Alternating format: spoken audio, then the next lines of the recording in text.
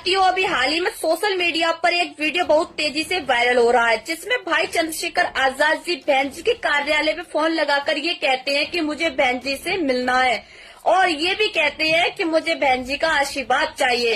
अब आशीर्वाद का क्या मतलब है, ये तो आप सभी लोग अच्छे से समझ रहे होंगे। साथियों, कुछ समय पहले जो राजस्थान में चुनाव हुआ था, जिसमें भाई चंद्रशेखर आजाद जी ने हनुमान बेनीवाल से गठबंधन किया, वो हनुमान बेनीवाल जो आरक्षण विरोधी था। साथियों, भाई चंद्रशेखर आजाद जी ने कुछ सीटों पर चुनाव लड़ा, चाहते तो वो अदर सीटों पर बहन जी का भी समर्थन दे सकते थे, पर उन्होंने ऐसा नहीं किया। अब बात करूंगी हरियाणा की, जहां भाई चंद्रशेखर आजाद जी ने दुष्यंत चौटाला जी के साथ गठबंधन किया। वो दुष्यंत चौटाला जी जो पिछले चुनाव में बीजेपी सरकार का सहयोगी था। साथियों, जहां चंद्रशेखर भाई ने जो चुनाव लड़े थे कुछ सीटों पर, वो चाहते तो अदर सीटों पर भी बहन जी का समर्थन दे सकते थे, पर उन्होंने ऐसा नहीं किया। अब बात करूंगी दिल्ली चुनाव की, जहां भाई चंद्रशेखर आजाद जी ने कुछ ही सीटों पर अपने प्रत्याशियों को उतारा। वो चाहते तो वो अदर सीटों पर बहन जी को भी समर्थन दे सकते थे, पर उन्होंने ऐसा नहीं किया, बल्कि उन्होंने समर्थन केजरीवाल जी को दिया। उन्होंने ये भी कहा कि हम चाहते हैं कि केजरीवाल जी यहाँ से जीते। आप समर्थन दे रहे हो अन्य पार्टियों को और आशीर्वाद मांग रहे हो बहन जी से।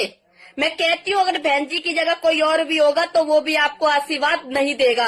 अब मैं बात करूंगी आपकी और आपकी पार्टी की विचारधारा की। आपकी पार्टी में मैंने अपनी पूरी ईमानदारी निष्ठा के साथ काम किया, पूरे तन मन के साथ काम किया। धन तो मेरे पास था नहीं जो मैं आपकी पार्टी को दे सकती, पर अपनी पूरी ईमानदारी के साथ काम किया। इस बात को बच्चा बच्चा गवाह है। हर कोई ये कह सकता है कि एकता सिंह ने भीम आर्मी और चंद्रशेखर भाई के लिए पूरी ईमानदारी के साथ काम किया। मैं आपकी पार्टी के लिए राजस्थान, हरियाणा, दिल्ली, यहाँ तक कि नगीना भी मैं आपके प्रचार करने के लिए गई। बीच में एक हादसा भी मेरे साथ हुआ, मेरा भाई चला गया, पर मैं भाई खत्म होते उसके 5वें दिन में नगीना फिर पहुंच गई आपका प्रचार कराने के लिए, आपको जिताने के लिए। पर मुझे मिला क्या? जब जिले और मंडल के लोगों ने मुझ पर टीका टिप्पणियां की, मेरे कैरेक्टर पे उंगली उठाई गई। जब इस बात की शिकायत मैंने ऊपर की तो मुझसे ये कह दिया गया कि पार्टी संगठन की बदनामी होगी, इस मामले को यहाँ दबा दिया जाए।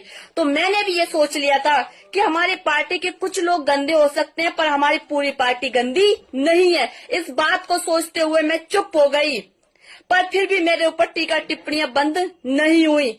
इसलिए मैंने राष्ट्रीय लेवल, प्रदेश लेवल, जिले, मंडल सबसे मैंने यही कहा कि मुझे जिम्मेदारी दी जाए, जिससे कि मेरे ऊपर जो टीका टिप्पणियां हो रही हैं वो नहीं होंगी।